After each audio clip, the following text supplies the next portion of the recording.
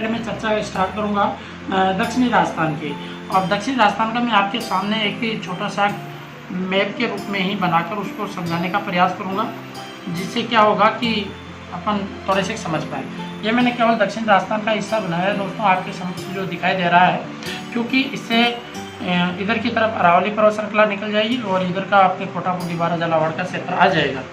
अपन केवल दक्षिणी राजस्थान की बात करें। अभी इसके अंतर्गत पहले तो जिले कौन कौन से हैं उनकी मैं आपको एक बार रिकवरी करवा देता हूँ। हालांकि मैंने पिछले वीडियो में आपको राजस्थान के सभी जिलों के बारे में विस्तार से बता रखा है। सबसे पहला जिला है यहाँ पे दक्षिण राजस्थान में अपन चर्चा करेंगे जिसका राज संबंध है। इसके बाद में दूसरा जिला रहेगा दोस्तों उदयपुर, जिसकी अपने को चर्चा करनी है। और तीसरा जिला रहेगा आपके पास में डूंगरपुर, जिसकी मेरे को चर्चा करनी है। फिर उसके बाद में अपने पास में अगला जिला आएगा बांसवाड़ा, जिसकी मैं चर्चा करूँगा दोस्तों। फिर प्रतापगढ़ की चर्चा करेंगे और फिर इसके बाद में चित्तौड़गढ़ की चर्चा करेंगे और फिर इसके बाद में अपन भीलवाड़ा की चर्चा कर लेंगे यहाँ पे ऊपर। तो ये अपने को इस भाग में इन जिलों की चर्चा करनी है और इनके भौगोलिक नामों की चर्चा करनी है। तो दोस्तों सबसे पहले अपन राजसमंद की बात करते हैं और राजसमंद में चलते हैं। दोस्तों यहाँ पे ध्यान रखना, राजसमंद को राजस्थान की थर्मोपोली के नाम से जाना जाता है। राजस्थान की थर्मोपोली। आपसे क्वेश्चन पूछा जा सकता है कि राजस्थान की थर्मोपोली किसे कहा जाता है। तो राजस्थान की थर्मोपोली राजसमंद को कहा जाता है। क्यों कहा जाता है? क्योंकि दोस्तों यहाँ की जो एक क्षेत्र है हल्दी घाटी, और ये आप इतिहास में इसको खूब डिटेल से पढ़ोगे, क्योंकि हल्दी घाटी इतिहास के अंतर्गत बहुत ही महत्वपूर्ण स्थान रखती है। क्योंकि इतिहास में एक ऐसे सूरवीर थे, महाराणा प्रताप का नाम अक्सर अपन लेते ही हैं अपने राजस्थान के अंतर्गत। उस सूरवीर के कारण से इस हल्दी घाटी का भी जिक्र होता है और हल्दी घाटी का युद्ध बहुत ही ज़बरदस्त युद्ध था। उसको देखने कभी आपको मौका मिले तो कभी हल्दी घाटी में जाना और वहाँ पे इसकी क्रिया प्रक्रिया को देखकर आना। एक म्यूजियम बना हुआ है दोस्तों हल्दी घाटी के अंतर्गत, कभी मौका मिले तो उसमें ज़रूर जाकर आइएगा। आपको सारी डिटेल और किस एक मॉडल्स के माध्यम से बताने का प्रयास किया जाएगा वहाँ पर, कभी मौका मिले तो देख के आना। तो दोस्तों राजसमंद को अपन क्या कह सकते हैं, राजस्थान की थर्मोपोली कह सकते हैं। राजस्थान की थर्मोपोली क्यों कहा गया? हल्दी घाटी के नाम रूप में हल्दी घाटी को थर्मोपोली की श्रेणी दी थी दोस्तों। पर क्वेश्चन एक ये भी पूछा जाता है कि राजस्थान की थर्मोपोली कहा किसने हल्दी घाटी को? तो दोस्त ये आप ध्यान रखना है, राजस्थान की हल्दी घाटी को थर्मोपोली कहा था कर्नल जेम्स टोड ने, क्योंकि ये एक आदमी ऐसा है जो पूरे राजस्थान की यात्रा करके गया था। तो ध्यान रखना कर्नल जेम्स टोड, तो ये भी आपको ध्यान रखना है। थर्मोपोली किसने कहा था? कर्नल जेम्स टोड ने। अब ये थर्मोपोली अगर आपसे ये पूछ लिया जाए कि विश्व में थर्मोपोली कहाँ है, आपसे क्वेश्चन पूछा गया कि विश्व में थर्मोपोली कहाँ है, तो आप क्या जवाब दोगे? तो दोस्तों ये भी आप ध्यान रखना कि विश्व में जो थर्मोपोली है वह कहाँ पे है? यूरोप में है। यूरोप महाद्वीप में स्थित है। तो ये याद रहे, यूरोप कंट्रीज के अंतर्गत थर्मोपोली स्थित है। तो इस कारण से उसकी संज्ञा दी गई थी, इसे राजस्थान की थर्मोपोली कहा गया है। साथ ही अब दोस्तों अपन बात करते हैं राजसमंद के बाद में उदयपुर पे आते हैं और उदयपुर में अपन आगे की और चर्चा करेंगे। पर मैं एक और बता दूं आपको यहीं से राजसमंद के रूप में, चलो मेरे को याद आया दिवेर,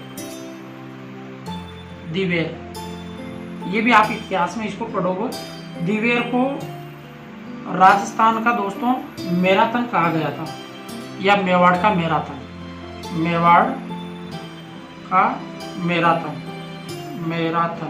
का मतलब लंबा चलने वाला युद्ध। ये दिवेर के युद्ध के नाम से प्रसिद्ध है और ये भी कर्नल जेम्स टोड ने कहा था, क्योंकि यहाँ पे मैं इसी के रूप में बता रहा था। तो मेवाड़ का मैराथन भी किसने कहा था? कर्नल जेम्स टोड ने कहा था। और इसके बारे में आप यहाँ पे इन दोनों युद्धों के बारे में आप डिटेल से इतिहास में पढ़ सकते हो। अब दोस्तों अपन बात करते हैं उदयपुर की। देखिए उदयपुर के भौगोलिक उपनामों के अंतर्गत सबसे पहले अगर उदयपुर में बात की जाए तो दोस्तों मैं आपको ये कह दूँ, झीलों की नगरी इसे कहा जाता है। झीलों की नगरी। आपसे क्वेश्चन पूछा जाए कि झीलों की नगरी किसे कहा जाता है, तो झीलों की नगरी किसे कहा जाएगा दोस्तों? उदयपुर को कहा जाएगा। तो ये आपके लिए बहुत ही अच्छा क्वेश्चन बनने वाला है, तो आप इसको आसानी से याद रख सकते हो। झीलों की नगरी उदयपुर को कहा जाता है। इसी प्रकार से दोस्तों इसे मेवाड़ बहुत सारे इसके उपनाम है। मेदपाट, प्रागवाट आप कह सकते हो। साथ ही राजस्थान का कश्मीर, सैलानियों का स्वर्ग, जो ये यात्री आते हैं ना, या पर्यटक जिनको कहते हो, सैलानियों का स्वर्ग इसे कहा जाता है। फाउंटेन का शहर, फाउंटेन का शहर भी इसे कहा जाता है दोस्तों। Lake city of India, lake city, lake का मतलब झील होता है दोस्तों। सिटी ऑफ इंडिया भी आप इसे कह सकते हो, इंडिया। एशिया का वियना, एशिया का वियना, जिलों के कारण से कहा जाता है वियना, ये ध्यान रखना, जिलों के कारण से एशिया का वियना। और यहाँ पे आप ये भी कह सकते हो उदयपुर को ऑस्ट्रेलिया जैसी आकृति, ऑस्ट्रेलिया जैसी आकृति, आकृति के नाम से आप बता सकते हो। साथ ही दोस्तों यहाँ पे आप जिंक नगरी उदयपुर को कह सकते हो, जिंक नगरी, क्योंकि उदयपुर में ही चंदेरिया और ये इस तरह की जिंक की फैक्ट्रियाँ हैं, तो जिंक नगरी आप इसको कह सकते हो। तस्त्रीनुमा बेसिन में बसा हुआ नगर, कहने का मतलब एक तस्त्रीनुमा पहाड़ियों से घिरा हुआ है, इस कारण से इसको तस्त्रीनुमा भी कह सकते हो आप। इसके अलावा दोस्तों मैं आपको यहाँ पर ये भी बता दूँ, पूर्व का वेनिस इसे ही कहा जाता है, पूर्व का वेनिस, वेनिस या वियना, तो आप ये कह सकते हो पूर्व का वेनिस। और राजस्थान की श्वेत नगरी, उदयपुर को ही कहा जाता है राजस्थान की श्वेत नगरी। नीला शहर तो अपन ने पढ़ लिया है, और ये कौन सी है, श्वेत, श्वेत नगरी।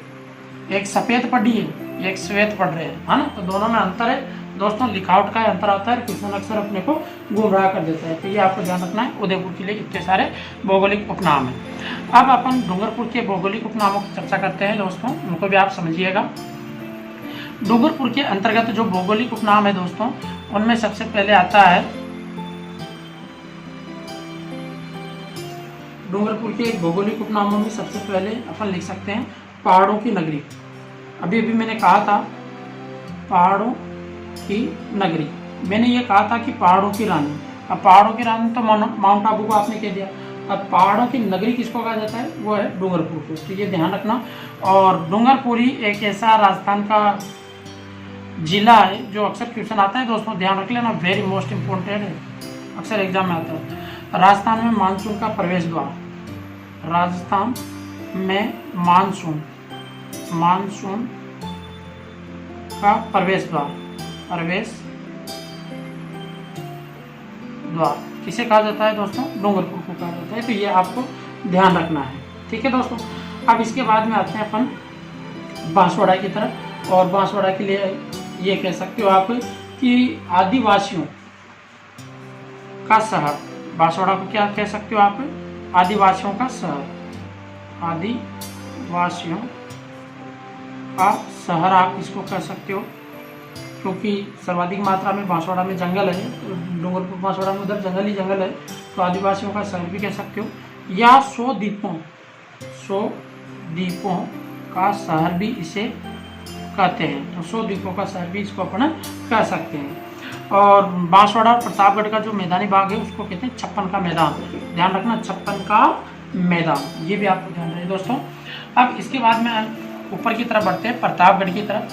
प्रतापगढ़ को अपन किन किन भौगोलिक उपनामों से जान सकते हैं उनके बारे में देखिए। इसको कांटल प्रदेश का शिरोमणि कहते हैं, कांटल प्रदेश का क्या कहते हैं, शिरोमणि, कांटल प्रदेश, प्रदेश का शिरोमणि, शिरोमणि कह सकते हो आप, कांटल प्रदेश का शिरोमणि किसको कहोगे दोस्तों, प्रतापगढ़ को। और साथ में प्रतापगढ़ और बांसवाड़ा के दोनों जो मैदान है उस मैदान को आप 56 का मैदान कह सकते हो, 56 का मैदान कह सकते हो, ठीक है ना दोस्तों। तो ये मैंने आपको इसके भौगोलिक उपनाम बताए।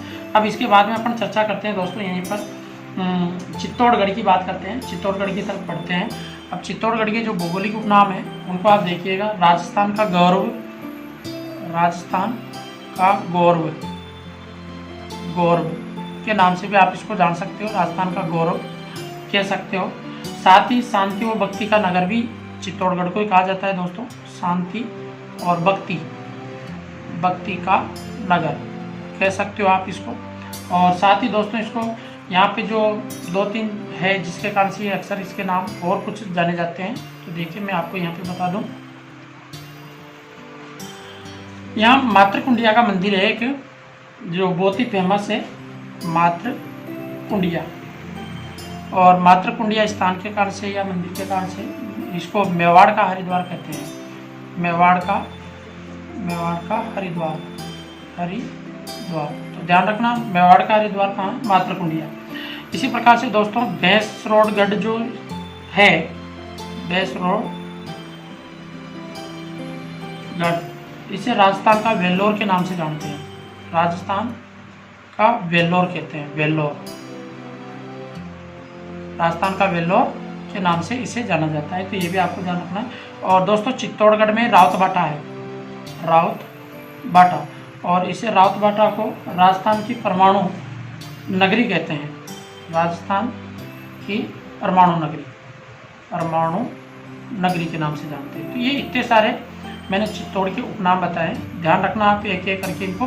वीडियो को आप बार बार सुन सकते हो, कोई दिक्कत नहीं। और दोस्तों ये ज़रूरी नहीं कि आप वीडियो को देखो इसे, अरे अपने कानों में हेडफोन लगाकर आप आसानी से अपने मोबाइल में चलाकर इसको आसानी से आप सुन सकते हो। बार बार सुनते रहो, जिसमें याद हो जाएंगी तो कौन सी कहाँ चीज़ आ रही है। क्योंकि हर चीज़ को पढ़ कर ही याद नहीं किया जा सकता है। हर चीज़ को समझने के लिए कुछ अलग एक्स्ट्रा करना पड़ेगा। जब तक आप एक्स्ट्रा नहीं करोगे तब तक कुछ नहीं होने वाला। तो ये भी आपको ध्यान रहे दोस्तों। इसके बाद में अपन दक्षिणी राजस्थान में बात करते हैं भीलवाड़ा की। भीलवाड़ा को वस्त्र नगरी के नाम से जाना जाता है। भीलवाड़ा को किस नाम से जाना जाता है, वस्त्र नगरी, वस्त्र नगरी कह सकते हो आप। साथ ही राजस्थान का मैनचेस्टर, राजस्थान का मैनचेस्टर भी आप इसको कह सकते हो। तो दोस्तों ये हुए मेरे पास में, मैंने आपको सारे दक्षिणी राजस्थान के भौगोलिक उपनाम बता दिए हैं। तो ये तो थे दक्षिणी राजस्थान के भौगोलिक उपनाम। अब दोस्तों अपन बात करते हैं इधर से हाड़ौती प्रदेश के भौगोलिक उपनामों की। फिर उसके बाद में आगे बढ़ते हुए अपन पूर्वी राजस्थान की भी चर्चा करेंगे।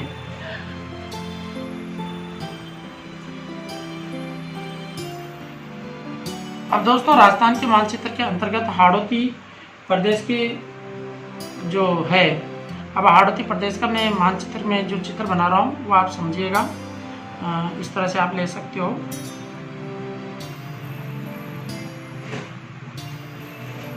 ये अपने हाड़ौती है, मान लीजिए इधर मानचित्र का जो हिस्सा आएगा उसमें हाड़ौती है। इस हाड़ौती के अंतर्गत दोस्तों 4 जिले आते हैं। एक तो है कोटा, बूंदी, बारा और झालावाड़। ये 4 जिले स्थित है हाड़ौती प्रदेश के अंतर्गत। और इस हाड़ौती प्रदेश में सबसे पहले अपन बात करते हैं बूंदी से।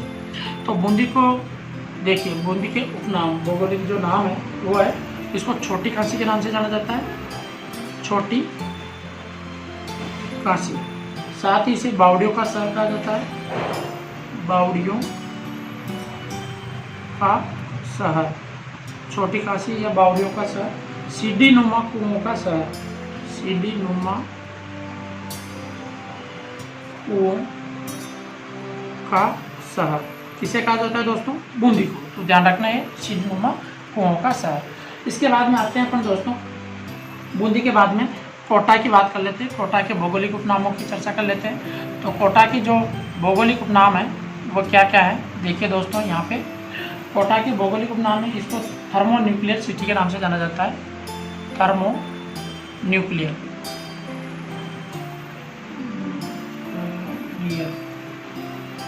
सिटी। समझना है, थर्मो न्यूक्लियर है, न्यूक्लियर, हाँ दिखाई नहीं दे रहा होगा आपको सही तरह से। Thermo nuclear. चंबल का वरदान, कोटा को कहा जाता है चंबल का वरदान, क्योंकि चंबल एक ऐसी नदी है जो 12मासी है यहाँ पे और 12 महीने बहती है। राजस्थान का कानपुर इसे कहा जाता है, कोटा को राजस्थान का कानपुर। ध्यान रखना क्वेश्चन पूछा जाता है कानपुर, तो राजस्थान का कानपुर भी कोटा को कहा जाता है। औद्योगिक नगरी भी कोटा को ही कहा जाता है, औद्योगिक नगरी भी कोटा को कहा जाता है। साथ ही दोस्तों यहाँ पे इसको शैक्षणिक नगरी के नाम से भी जाना जाता है, शैक्षणिक नगरी, शैक्षणिक नगरी, क्योंकि पूरे भारत में ये प्रसिद्ध है शिक्षा के क्षेत्र में। तो राजस्थान की शैक्षणिक नगरी भी कहा जाता है, या राजस्थान का नालंदा, इसको आप दे सकते हो, कोटा को राजस्थान का नालंदा भी आप कह सकते हो। साथ ही दोस्तों यहाँ पे मैं आपको ये भी बता दूँ इंद्रप्रस्थ नगर, ये भी दोस्तों कोटा को ही कहा जाता है, इंद्रप्रस्थ नगर, इंद्रप्रस्थ नगर, ये भी कोटा को ही कहा जाता है। और इसके अलावा राजस्थान का सोया जिला, क्योंकि सोयाबीन की सर्वाधिक मात्रा उत्पादन जो होती है वो कोटा में होती है, तो इसलिए इसको सोया जिला भी कहते हैं, सोया जिला, राजस्थान का सोया जिला। तो सोयाबीन के उत्पादन के कारण से इसको सोया जिला का नाम भी दिया जाता है, तो सोया जिला भी इसे कहा जाता है। और शिक्षा का तीर्थ स्थल भी कोटा को ही माना जाता है। तो ये इतने सारे मैंने भौगोलिक नाम कोटा के बताए। अब दोस्तों अपन बात करते हैं 12, फिर उसके बाद में बात करेंगे झालावाड़ की, ठीक है ना। 2 जिले बचे हुए हैं, 2 की मैं चर्चा कर चुका हूँ। तो अब देखिए दोस्तों 12 के अपन भौगोलिक उपनामों की चर्चा करें तो 12 को यहाँ से, अब मैंने आपसे भी पिछले वीडियो के अंतर्गत ये कहा था कि राजस्थान का खजुराहो जो अपन ने पढ़ा था बाड़मेर के अंतर्गत किराड़ू को, उसी प्रकार से दोस्तों राजस्थान का मिनी खजुराहो, अगर आपसे क्वेश्चन में ये पूछा जाए मिनी खजुराहो, तो मिनी जो खजुराहो है वो है बंड देवरा खजुराहो। कहाँ पे है ये? बंड देवरा, 12 में है बंड देवरा 12। तो ये ध्यान रखना, राजस्थान का मिनी खजुराहो बंड देवरा 12। वराह नगरी, वराह नगरी इसे किसे कहा जाता है दोस्तों? 12 को कहा जाता है। वराह नगरी भी 12 को ही कहा जाता है, तो ये भी आपको ध्यान रखना है, 12 को वराह नगरी भी आप कह सकते हो। और हाड़ौती का खजुराहो भी आप इसको कह सकते हो, बंड देवरा 12 को ही, जो रामगढ़ में पड़ता है, बंड देवरा 12 को ही हाड़ौती का खजुराहो भी कह सकते हो। तो ये आपके पास में 12 हो गए। अब आती है झालावाड़ की चर्चा करते हैं। झालावाड़ को दोस्तों राजस्थान का नागपुर कहते हैं, राजस्थान का नागपुर, नागपुर, क्योंकि सर्वाधिक मात्रा में यहाँ पे संतरा उत्पादन होती है, जिसके कारण से इसको राजस्थान का नागपुर कहा जाता है। साथ ही दोस्तों इसे राजस्थान का चेरापूंजी भी कहा जाता है, क्योंकि वर्षा सर्वाधिक मात्रा में होती है, तो राजस्थान का चेरापूंजी भी इसको कहा जाता है, चेरापूंजी। तो यहाँ क्योंकि वर्षा की मात्रा अधिक होने के कारण से इसको राजस्थान का चेरापूंजी नाम भी दिया गया है झालावाड़ को। साथ ही दोस्तों झालावाड़ के झालरा पाटन को घंटियों का शहर, झालरा जो पाटन है झालावाड़ में, झालरा पाटन, इसको घंटियों का शहर भी कहा जाता है, घंटियों का शहर के नाम से भी जाना जाता है, घंटियों का शहर आप इसको कह सकते हो। तो और साथ ही झालावाड़ को विरासत नगरी के नाम से भी जाना जाता है, विरासत नगरी। तो ये सारे भौगोलिक उपनाम हो गए अपने पास में हाड़ौती प्रदेश के, और हाड़ौती प्रदेश के भौगोलिक उपनामों को अपन ने समझा है।